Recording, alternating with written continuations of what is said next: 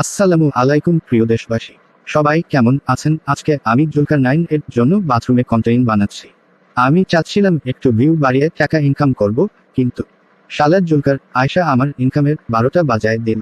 আরে দরকার হয় দুইজনে আমরা ভাগ করে নিতাম, যেটা টাকা পেতাম। আমার তো ভাত খাওয়ার টাকা নাই। দিলি তো এখন 12টা বেজে আমার বাইরে বের হতে পারতেছি না, এজন্য বাথরুমে চুপ করে বসে আছি।